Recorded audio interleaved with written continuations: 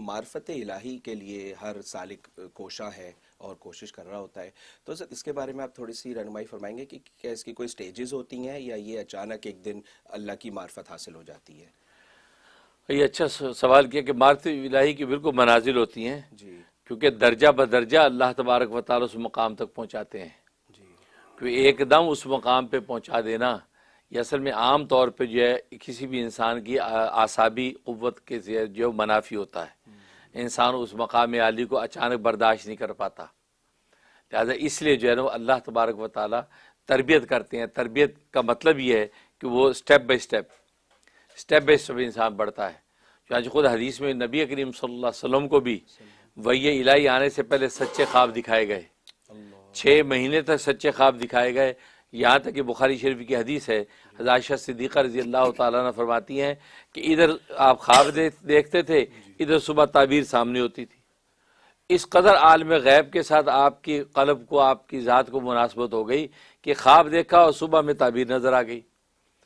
تو ظاہر ہے کہ خواب عالم غیب کے پردے کی باتیں آپ پر منکشف ہوتی ہیں، سبحان تو ایک مناسبت طبیعت کی پیدا ہو گئی۔ جی تو 6 مہینے کی اس گویا کہ ریاضت کے بعد اب جو حضرت جبرائیل علیہ الصلوۃ والسلام آئے اور وحی الہی کا کھلا پیغام لے کے آئے اور فرمایا اقرا، پڑھ۔ تو بالکل اسی طریقے سے ولایت میں بھی اسی طریقے سے سٹیپ بائی سٹیپ لے کے چلتے ہیں، یہاں تک کہ وہ اس مقام عالی تک جو ہے وہ انسان پہنچتا ہے، جو بھی معرفت مقصود ہوتی ہے۔ اور پھر ظاہر ہے کہ اس میں تو کہتے ہیں کہ جتنا گڑ ڈالیں گے اتنا میٹھا ہے،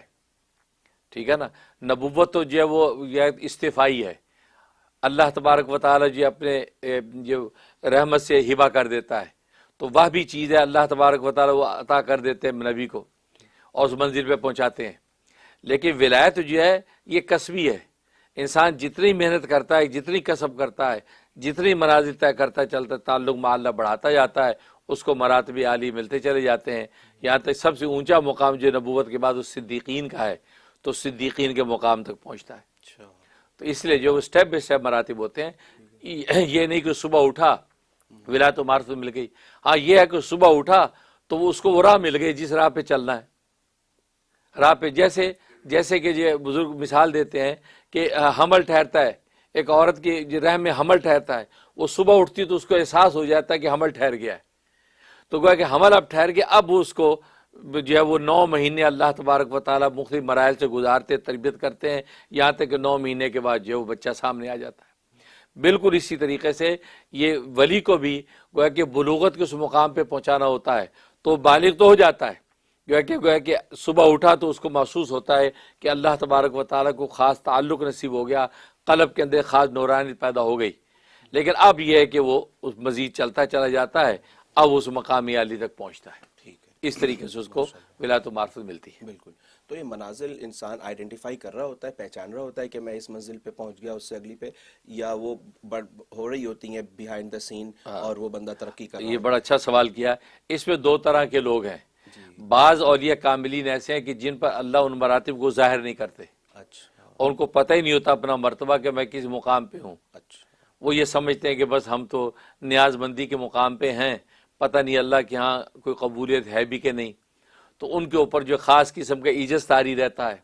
گریہ طاری رہتا ہے، نیاز بندی کی کیفیت رہتی ہے، ہر وقت جو ہے ہر اپنے کہتے ہیں نا کرتے رہتے ہیں ڈرتے رہتے ہیں، کرتے رہتے ہیں ڈرتے رہتے ہیں، ان پر اللہ تبارک تعالیٰ اس مقام کو کھولتے نہیں۔ اور بعض اولیاء کاملین ہوتے ہیں ان پر اللہ تبارک ان کے مقامات کھولتے رہتے ہیں، لہذا وہ جو اپنے اس مقام کو دیکھتے ہیں، سجدہ شکر بھی بجا لاتے ہیں، وہ اما بنعمت ربک فحدث، گویا کہ اللہ کی نعمت کا کبھی اظہار بھی کرتے ہیں کہ اللہ نے مجھے اس مقام پر پہنچا دیا، اللہ نے مجھے اس مقام منزل پہ پہنچا دیا، تو وہ اس پر وہ آئیڈینٹیفائی ہوتی رہتی منازل ان پر، وہ اسی کے مطابق چلتے رہتے ہیں۔ اسے ان میں سے بہت سے لوگوں کو مقام ناز حاصل ہوتا ہے، پھر کہ ان کو ناز ہوتا ہے کہ اللہ کے قرب کی اس منزل پہ ہم ہیں، تو کبھی اللہ سے ناز بھی کرتے ہیں، لاڈ بھی کرتے ہیں کہ اللہ میں نہیں، یہ کام تو مجھے آپ کو کرنا ہی ہے، ان کو پتہ ہوتا ہے کہ اللہ کے ہاں ہمارا یہ مقام ہے، جی تو اس وجہ سے تو یہ دوسرے وہ ہوتے ہیں۔ لیکن شاہ ولی اللہ رحمہ اللہ تعالیٰ فرماتے ہیں کہ اللہ تبارک و تعالیٰ کیا وہ لوگ کہ جن کے مقام کو اللہ پردہ خفا میں رکھتے ہیں، ان کا مقام اللہ کے نزدیک پہلے والوں سے بہت بلند ہوتا ہے، اللہ کے وہ بہت اونچے ہوتے ہیں، وہ خاص مقبولان الہی میں سے ہوتے ہیں، وہ ہر ایک کو اللہ اس مقام پہ رکھتے ہیں کہ ان کو دنیا میں پردے خفا میں رکھتے ہیں، لیکن خود ان کے ہاں اس کا کتنا اونچا مقام ہے، تو دوسرے والے جو جن پہ ظاہر ہو رہے ہیں وہ ان مقام تک نہیں پہنچ سکتے۔ اچھا اچھا